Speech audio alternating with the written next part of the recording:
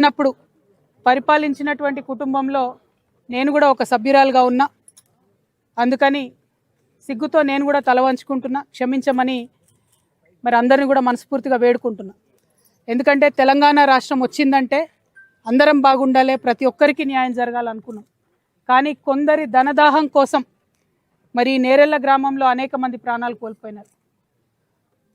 ఆనాడు ఒక బిడ్డ ప్రాణం కోల్పోతే ఊరంతా కూడా కోపానికి వచ్చి మరి ఆవేశంగా రాస్తారోకో చేయడం, అట్లాంటి కార్యక్రమాలు చేసినప్పుడు పోలీసులంతా కూడా దాష్టికాన్ని చేయడం మొత్తం అందరం కూడా గమనించినాం. మరి ఇవాళ నేను ఇప్పుడున్నటువంటి ముఖ్యమంత్రి రేవంత్ రెడ్డి గారిని సూటిగా ప్రశ్నిస్తున్నా, బండి సంజయ్ గారిని సూటిగా ప్రశ్నిస్తున్నా, కేటీఆర్ గారిని సూటిగా ప్రశ్నిస్తున్నా. పోలీస్ వాళ్ళు నేరెళ్లలో 8 మందిని తీసుకుపోయి 5 రోజుల వరకు వాళ్ళు ఎక్కడున్నారో చెప్పకుండా విపరీతంగా వారిని కొట్టి కనీసం జైలర్ కూడా నేను తీసుకోలేను అనేటటువంటి పరిస్థితి తీసుకొస్తే ఇంతవరకు ఒక్క పోలీసు వాడికన్నా శిక్ష పడ్డదా?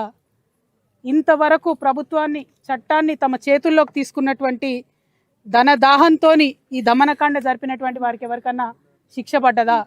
మరి స్థానిక ఎమ్మెల్యేగా ఉన్న కేటీఆర్ గారు ఎందుకు శ్రద్ధ చూపించలేదు? ఆనాడు బండి సంజయ్ గారు వచ్చి మొసల్ కన్నీళ్ళు గార్చిపోయినారు.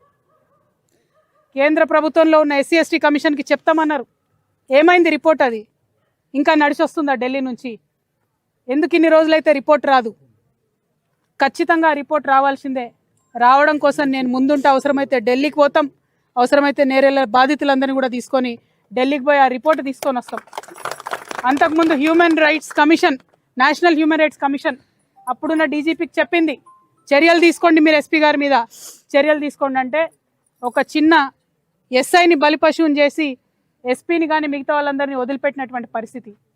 అంటే ఎట్లా ఉంది తెలంగాణలో? ధనవంతుల పక్షాన మీరుంటే పేదవాళ్ళపైన ఎంత దమనకాండ చేసినా 9 సంవత్సరాలు గడిచిపోయినా వాళ్ళని కాపాడుకుంటామని ప్రభుత్వం చెప్పడం చాలా అన్యాయం. ఒక్క ప్రభుత్వం కాదు, కేసీఆర్ గారి ప్రభుత్వంలో ఈ సంఘటన జరిగింది. తర్వాత రేవంత్ రెడ్డి గారు వచ్చి 30 నెలలైంది. ఆనాడు పెద్ద పెద్ద మాటలు మాట్లాడిన రేవంత్ రెడ్డి గారు ఈ 30 నెలల్లో కనీసం నేరెళ్ళ పేరు కూడా ఎత్తలేదు. ఇది మానవత్వమా? ఇంత అన్యాయం ఉంటుందా? ఓట్ల కోసమైనా మనం చేసేదంతా? ఈ నేరెళ్ళ నేల నెత్తుడితో తడవలేదా? అది గుర్తొస్తలేదా మీకెవరికి? మర్చిపోయినా మా మానవత్వం అనేటిది సంపూర్ణంగా. అన్ని పార్టీలను అడుగుతున్నా నేను, ఇవాళ ఒక ఆడబిడ్డగా అడుగుతున్నా, కనీసం ఆలోచించాలి కదా. ఒక్కరోజు వచ్చి పరామర్శించి ఫోటోలు దిగిపోతే అయిపోతుందా? నేను అట్లా టూరిస్ట్ లెక్క రాలేదు, పరామర్శించిపోవడానికి రాలేదు. నేరెళ్ళ బాధితులందరినీ నేను ఒక ఆడబిడ్డగా, తెలంగాణ ఆడబిడ్డగా, పౌరుషం ఉన్న ఆడబిడ్డగా, మనకు జరిగిన అన్యాయం, మనకు జరిగిన అవమానం మర్చిపోద్దని చెప్పడానికి ఇక్కడికి వచ్చిన. ఖచ్చితంగా ప్రశ్నిద్దాం, ఖచ్చితంగా పరిష్కారం తీసుకుందాం. మన మీద ఈ దమనకాండ చేసిన వాళ్ళు ఎంత పెద్దవాళ్ళైనా వాళ్ళకి శిక్ష పడే వరకు పోరాడదాం, నిలబడదాం. మన తెలంగాణ గడ్డ ఉన్నదే ప్రశ్నించే గడ్డ. ప్రశ్నించిన ప్రతి ఒక్కరిని అవమానిస్తున్నారు, బయటికి పంపిస్తున్నారు, దాడులు చేస్తున్నారు, దాష్టికం చేస్తున్నారు. అది ఆ ప్రభుత్వం లాగాలే ఈ ప్రభుత్వంలో కూడా ఆగుతలేదు. నేను నేరెళ్ళ ప్రజలందరినీ కూడా చేతులెత్తి నమస్కరించి విజ్ఞప్తి చేస్తున్నా, ఇసుక కోసం ఆ ప్రాణాలు పోగొట్టుకున్నది మనం. ఇసుకనా? డబ్బు ముఖ్యమైపోయిందా? ఇవాళ ప్రాణాలు పలసగా అయిపోయినాయా? అన్యాయం కదా. ముఖ్యమంత్రి గారిని ఒకటే డిమాండ్ చేస్తున్నా నేను, కనీసం మీకు ఇంత మానవత్వం మిగిలి ఉన్నా, ఆనాడు ఓట్ల కోసం వచ్చి వీళ్ళని వాడుకున్నారు కదా నేరెళ్ళ వాళ్ళను. ఏమైపోయింది మరి ఆ మంత్రులందరూ? మీరా కుమార్ని తీసుకొచ్చిండ్రు కదా, ఏమైపోయింది మీరా కుమార్ గారు? ఏమైపోయింది బట్టి విక్రమార్క గారు? ఏమైపోయింది పొన్నం ప్రభాకర్ గారు, అడ్లూరు లక్ష్మణ్ గారు? ఇప్పుడు మంత్రివర్గంలో మీరు ఉన్నారంటే వీళ్ళ కన్నీటి మేడల మీద కాదా, వీళ్ళ కన్నీళ్ళని మెట్లు వేసుకొని కాదా మీరు గెలిచింది? మర్చిపోతారా గెలవంగానే? మనుషులేనా మీరు? కొంచెం మానవత్వం చూపించండి, శిక్ష వేయించండి. భయం ఉండాలి పోలీస్ వాళ్ళకు ప్రజల్ని టచ్ చేయాలంటే. ఆ కుటుంబాలు, పోలీస్ వాళ్ళు కష్టపడతారు, నేను ఒప్పుకుంటా. కానీ చట్టాన్ని మీ చేతిలోకి తీసుకునే రైట్ మీకు కూడా లేదు. మీరు చట్టం కాదు.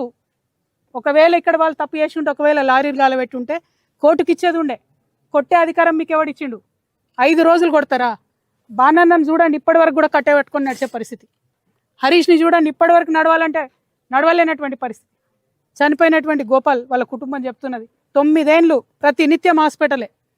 ఒక్క రూపాయి కూడా ఇవ్వలే గవర్నమెంట్. నేను డిమాండ్ చేస్తున్నా, నేరేళ్ల బాధితులందరూ కూడా ₹1 కోటి ఇవ్వాల్సిందే. రేవంత్ రెడ్డి గారి ప్రభుత్వం ప్రతి కుటుంబానికి ₹1 కోటి ఇవ్వాల్సిందే, ఖచ్చితంగా ఇవ్వాల్సిందే. ఈ దమనకాండకు పాల్పడ్డ నేరస్తులకు శిక్ష పడాల్సిందే. తెలంగాణ రక్షణ సేనని ఉట్టిగా పెట్టుకోలే, నేను తెలంగాణను రక్షించుకోవడానికే పెట్టుకున్నాం. ఖచ్చితంగా ఢిల్లీ నుంచి రిపోర్ట్ తెప్పించుకుంటాం, ముఖ్యమంత్రి గారి మెడలు వంచుతాం, పరిష్కారాన్ని చూపిస్తాం. అందరిలాగా పరామర్శించిపోవడానికి రాలేదు, ప్రశ్నిస్తాం, పోరాడతాం, పరిష్కరిస్తాం. ఖచ్చితంగా పరిష్కారం చూపడం కోసమే వచ్చినాం. మీ అందరు నేను మళ్ళొకసారి క్షమించమని కోరుతా ఉన్నా.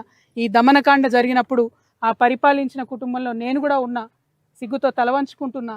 ఆ విషయం ఆనాడు చెప్పినా, ఈనాడు కూడా చెప్తున్నా. మీ అందరినీ ఒకటే రిక్వెస్ట్ చేస్తున్నా, ఇప్పుడున్న ప్రభుత్వాన్ని మర్చిపోవద్దు, మాటలు ఇచ్చిపోయినా ఎవరిని కూడా మర్చిపోవద్దు, మనకు జరిగిన అవమానాన్ని మర్చిపోవద్దు. ఇదొక మనిషిగా చెప్తున్నా, నేను తెలంగాణ ఆడబిడ్డగా చెప్తున్నా. పార్టీలు రాజకీయాలు మళ్ళీ వేసుకుందాం ఎలక్షన్ అప్పుడు, కానీ మనం మాత్రం మనకు జరిగిన అవమానాన్ని మర్చిపోవద్దు, దానికోసం కొట్లాడతాం. అంతవరకు గోపాల్ గారి కుటుంబానికి ఖచ్చితంగా మా పార్టీ తరఫున మేము కూడా అండగా ఉంటాం. స్థానిక శాసనసభ్యుడిగా కేటీఆర్ గారు కూడా అండగా ఉండాలి. ఆ పిల్లల చదువులకు హెల్ప్ చేయాలి, హాస్పిటల్లో వాళ్ళు పెట్టుకున్నటువంటి ఖర్చులకు కూడా హెల్ప్ చేయాలని చెప్పి నేను డిమాండ్ చేస్తూ ఉన్నాను.